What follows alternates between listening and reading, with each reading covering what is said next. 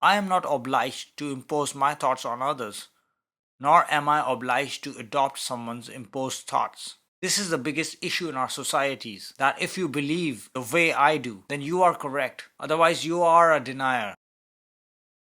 So and so person, like take me for instance, you don't even believe this, you deny this. Denying this is disbelief. You denying the word of Allah. This is in the Qur'an, and you are denying this.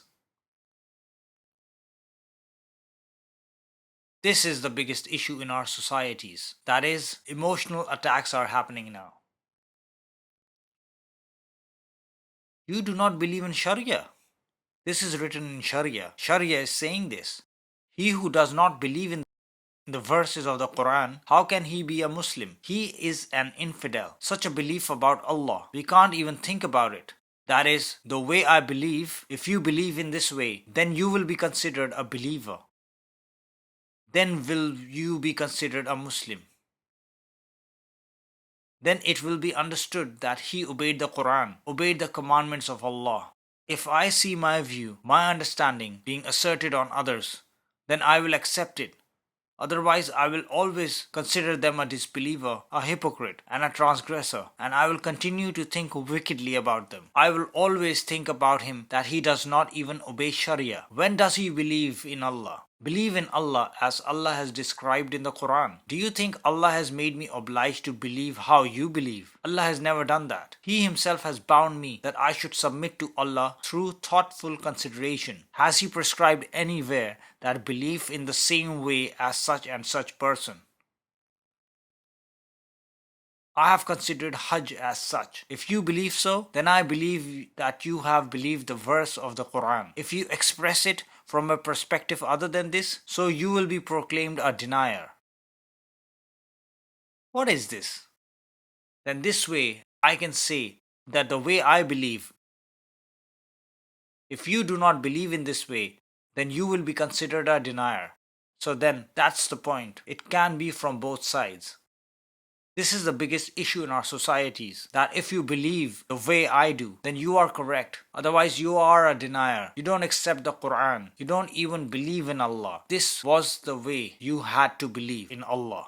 Had to believe in Allah by knowing that He gets pleased with my words and He also gets upset with my actions. So it is necessary to understand that as the Quran has prescribed, that is how one must believe. So no matter what the society believes, Allah has not made us obligated to them.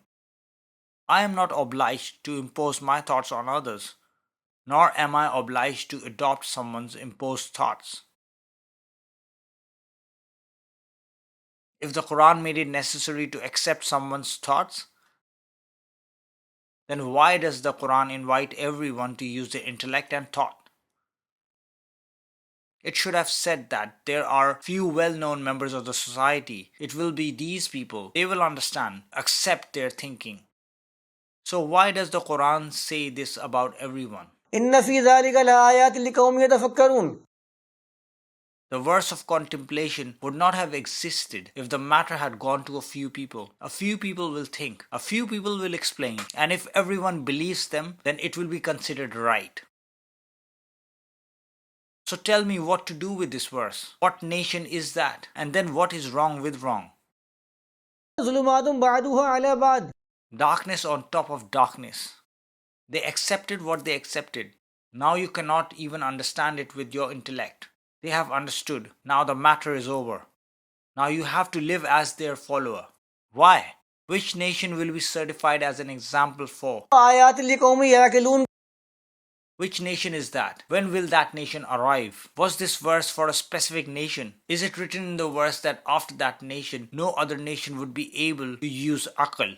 Those verses should not have reached me if it was only for a specific group of people, that they will only be able to think and understand, and then they will impose understanding upon us. Then efforts will be made to implement their thinking. Their personalities will be highlighted among people, and all others will have to follow them. So what should I do with all the verses on these topics?